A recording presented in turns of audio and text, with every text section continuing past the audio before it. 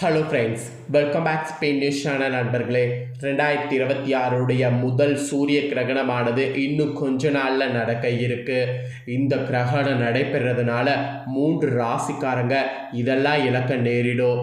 இதெல்லாம் இழக்காமல் இருக்கணும்னா எப்படி இருக்கணும் அப்படிங்கிற தாள்களை இந்த 3 ராசிக்காரங்க தெரிஞ்சுக்குங்க. ஸோ இந்த வீடியோ ரொம்பவே யூஸ்ஃபுல்லாக இருக்கும். ஸோ வீடியோவை அதனால் ஸ்கிப் பண்ணாமல் பாருங்கள். ஃபஸ்ட்டு எப்போ கிரகணம் நடக்க போகுது அப்படிங்கிறத வாங்க பார்க்கலாம். கிரகணங்கிறது ஒவ்வொரு வருடமும் வானத்தில் நடக்கக்கூடிய ஒரு அரிய நிகழ்வு. ஒரு வருடத்துக்கு 4 கிரகணங்கள் நடக்கும். அதில் 2026 பிறந்து இப்போ தான் முதல் கிரகணமானது நடக்க இருக்கு. முதல் கிரகணம் நடக்கிறது என்னைக்கு அப்படின்னு பார்த்தீங்கன்னா பிப்ரவரியுடைய 17ஆம் தேதி. அன்னைக்கு தமிழ் மாதம் தையுடைய மாதம் முடிந்து மாசியில் வரக்கூடிய 5ஆம் நாள். அதாவது தமிழ் மாதம் தை மாதம் முடிந்து மாசியுடைய 5ஆவது நாளில் பிப்ரவரி 17 செவ்வாய்க்கிழமை மாசி அமாவாசை அன்னைக்கு நிறைஞ்ச இந்த நாளில் இந்திய நேரப்படி மாலை நேரத்தில் கிரகணமானது நடைபெறக்கூடிய இந்த முதல் கிரகணம் சூரிய கிரகணம். கும்ப ராசியில் சனியுடைய இந்த பார்வையில் இந்த கிரகணமானது நடைபெறுது. இதனாலேயே எல்லா ராசிக்காரங்களுக்கும் தலையெழுத்து மாறும். அதில் பர்டிகுலராக சில ராசிக்காரங்களுக்கு நிறைய கவனமாக இருக்க வேண்டிய சூழ்நிலை உருவாகுது. அதுலேயும் சில ராசிக்காரங்களுக்கு இதையெல்லாம் இந்த கிரகணத்தினால இழக்க நேரிடும் என்பது குறிப்பிடப்படுது. அதனால் அந்த 3 ராசிக்காரங்களும் ரொம்ப ஜாக்கிரதையாக இந்த கிரகணத்தின் போது இருக்க வேண்டும். ஸோ அந்த 3 ராசியில் உங்கள் ராசி இருந்ததுன்னா எதையெல்லாம் இழக்க நேரிடும் அப்படிங்கிறத இந்த வீடியோவில் நான் சொல்கிறத தெரிஞ்சு அதற்கேற்ப நடந்து பயன்பெறுங்க. ஸோ வீடியோவை ஸ்கிப் பண்ணாமல் பாருங்கள். அப்போ தான் உங்களுக்கு நான் என்ன சொல்ல வரேன் அப்படிங்கிறத தெரிஞ்சிக்க முடியும். தெரிஞ்சு அதற்கேற்ப நடந்து பயனடைய முடியும். சரி, வாங்க பார்க்கலாம். இந்த ஆண்டுடைய முதல் சூரிய கிரகணம் சூப்பராக இடம்பெற இருக்கு. இதனால் குறிப்பிட்ட சில ராசிக்காரங்களுக்கு வாழ்க்கையில் எதிர்பாராத சில கஷ்டங்கள் வரலாம். அந்த கஷ்டங்கள் வரும்போது அந்த கஷ்டங்களை சமாளிக்கிறது ரொம்ப ரொம்ப ரொம்ப முக்கியம். ஸோ பிப்ரவரியில் தான் முதல் சூரிய கிரகணமானது வலுவாக நடைபெறுது. இந்த ஆண்டின் முதல் சூரிய கிரகணம் பிப்ரவரி 17 நிகழ்கிறது. சூரிய கிரகணம் அப்படிங்கிறது சூரியன், சந்திரன், பூமி இவங்க 3 பேரும் ஒரே நேர்கோட்டில் வரும்பொழுது ஏற்படக்கூடிய ஒரு வானியல் நிகழ்வாகும். இது ஒரு வானியல் நிகழ்வு மட்டும் இல்லாமல் அறிவியல் ரீதியாக, ஜோதிட ரீதியாக, ஆன்மீக ரீதியாக மிக எச்சரிக்கையான நிகழ்வாகவும் கருதப்படுது. இந்த கிரகணத்தின் போது பெரியவர்கள் சில விஷயத்தை சொல்லுவாங்க.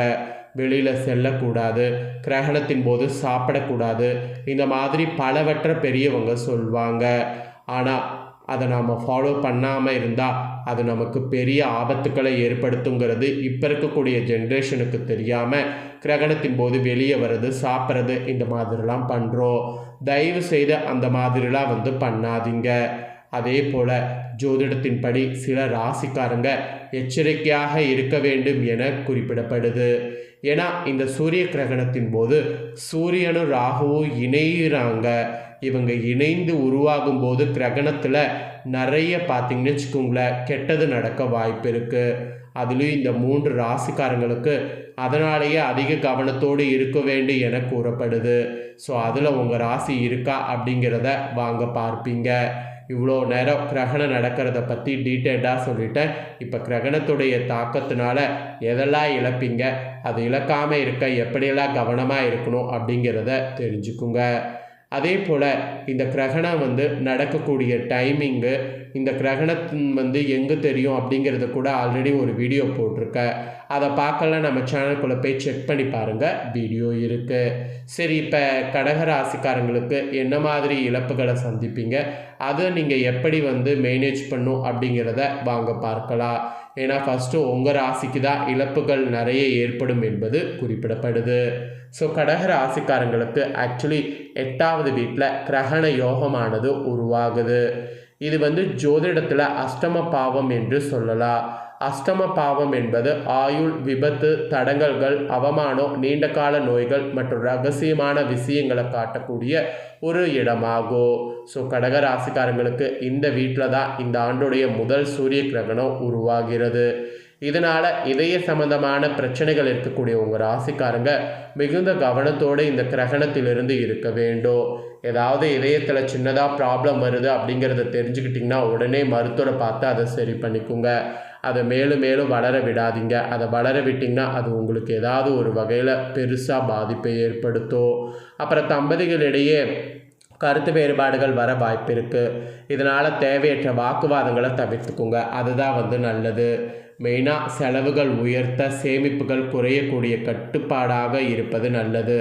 அதாவது செலவுகள் உயர்ந்து சேமிக்கல் குறையக்கூடிய மாதிரி இந்த கிரகணம் ஏதாவது ஒரு வேலையை பார்த்துட்டு போயிடும். அந்த வேலையை பார்க்கக்கூடியதுனால உங்கள் மனசை அலப்பாய விடாமல் கட்டுப்பாடாக இருப்பது நல்லது. என்ன நடந்தாலும் கட்டுப்பாடுங்கிறத இழக்காமல் இருந்தீங்கன்னா செலவுகள் ஏற்படாமல் தப்பிக்கலாம். அதுக்காக தான் சொல்கிறேன். ஸோ கடக ராசிக்காரங்க இந்த மாதிரிலாம் இழக்க நேரிடும். இதெல்லாம் இழக்காமல் இருக்க இப்படியெல்லாம் கவனமாக நீங்கள் செயல்படணும் என்பது குறிப்பிடப்படுது. அப்புறம் ரெண்டாவது எந்த ராசிக்காரங்களுக்கு இழப்புகள் நேரிடும் அப்படின்னு பார்த்தீங்கன்னா கன்னி ராசியில் பிறந்தவங்களுக்கு குறிப்பிடப்பட்டிருக்கு. கன்னி ராசியில் பிறந்தவங்க உங்களுக்கு என்ன இழப்புகளை சந்திக்க நேரிடும், நீங்கள் எப்படி கவனமாக இருக்கணுங்கிறத தெரிஞ்சுக்குங்க. கன்னி ராசிக்காரங்களுக்கு சூரியன் ராகு இணைவு காரணமாக சிரமமான சூழ்நிலை இந்த கிரகணத்தின் போது உருவாகலாம். மெயினாக செய்யக்கூடிய பணிகளில் தடை ஏற்பட வாய்ப்பு இருக்குது. ஸோ பணியிடத்தில் உங்களுக்கு எதிராக சில எதிர்மறை நிகழ்வுகள் நடைபெறக்கூடும். அதனால் பணியிடத்தில் தான் நிறைய இழப்புங்கள்ங்கிறதுனால பணியிடத்தில் தான் நீங்கள் ஜாக்கிரதையாக இருக்க வேண்டும். இதனால் வேலை தொடர்பான பாதிப்புகள், நிதி இழப்புகள் போன்றவை நிறைய நீங்கள் எதிர்பார்க்காதது நேரிடலாம். சமூகத்தில் உள்ள நல்ல பெயருக்கு குந்தகம் அல்லது மரியாதை குறையக்கூடிய நிலையும் உருவாகும். அதனால் இந்த டைம் அந்த நிலையை தடுப்பதற்கு நீங்கள் மேக்சிமம் வெளியே போகிறத அவாய்ட் பண்ணுங்கள். யாருக்கும் சப்போர்ட் பண்ணாதீங்க. நீங்கள் உண்டு உங்கள் வேலை உண்டுன்றங்க. அதுதான் உங்களுக்கு இந்த ப்ராப்ளம் வராமல் இருக்கிற செய்யும். அப்புறம் சொத்து அல்லது சட்ட ஆவணங்கள்லாம் இருந்ததுன்னா அதில் கையெழுத்திடும் முன் கூடுதல் கவனம் அவசியம். அதுவும் பண தொடர்பான விஷயங்களில் அவசர தீர்மானங்கள் எடுக்கக்கூடாது. அதெல்லாம் தவிர்க்கிறது நல்லது. ஸோ இந்த மாதிரி இழப்புகள் ஏற்படாமல் இருக்க இந்த மாதிரி நிறைய விஷயங்களை தவிர்த்து செயல்படணும் என்பது உங்கள் ராசிக்கு இந்த கிரகணத்தின் போது குறிப்பிடப்பட்டிருக்குங்க. நெக்ஸ்ட்டு பார்த்தீங்கன்னு வச்சுக்கோங்களேன், எந்த ராசிக்கு இழப்புகள் நேரிடும் அப்படின்னு பார்த்தீங்கன்னா மீனம் ராசிக்கு குறிப்பிடப்பட்டிருக்கு. மீனம் ராசிக்காரங்க என்ன மாதிரி இழப்புகள் வரும், அதை நீங்கள் எப்படி தவிர்க்கணும் அப்படிங்கிறத உங்களுக்கு சொல்கிறேன். வாங்க உங்களுக்கான தாள்களை தெரிஞ்சு பயன்பெறுவீங்க.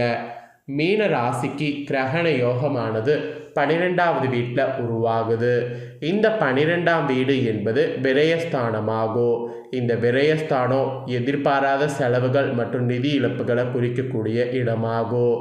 எனவே இந்த சூரிய கிரகணத்தின் போது சூரியன் மற்றும் ராகுவின் சேர்க்கை 12வது வீட்டில் நிகழ்வதால் தேவையற்ற செலவுகள் அல்லது மருத்துவ செலவுகள் அதிகரிக்கும். இந்த செலவுகள் அதிகரிக்காமல் இருக்க ஏதாவது ஆன்மீக சார்ந்த செலவுகள் பண்ணுங்க.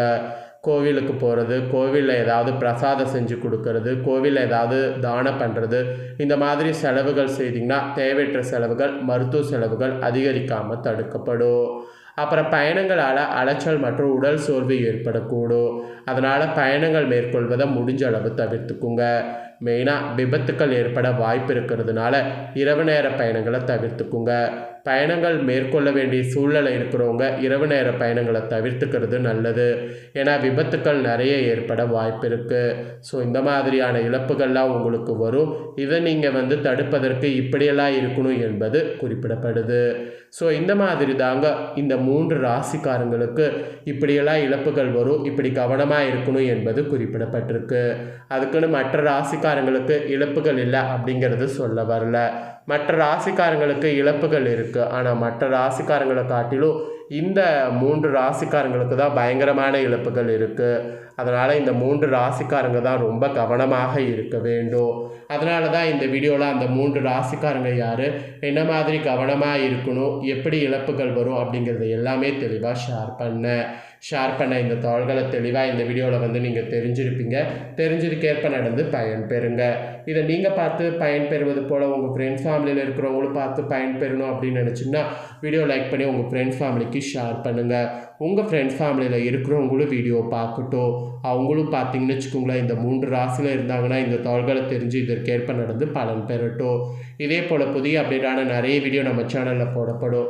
அதே எல்லாமே உடனுக்குடனே தெரிந்து கொள்ள மறக்காமல் நம்ம சேனலை சப்ஸ்கிரைப் பண்ணுங்கள். கூட பெல் பண்ண ப்ரெஸ் பண்ணுங்கள். அதை நீங்கள் பண்ணிட்டீங்கன்னா இனி நான் போகிற மற்ற அப்டேட்டான எல்லா வீடியோஸும் உடனுக்குடனே தெரிந்து கொள்ளலாம். ஸோ மறக்காமல் பண்ணுங்கள். நெக்ஸ்ட்டு இதே போல் சுவாரஸ்யமாக வேறொரு வீடியோவில் உங்களை சந்திக்கிறேன். சப்ஸ்கிரைப் பண்ணி சப்போர்ட் பண்ணுங்கள். நன்றி, வணக்கம்.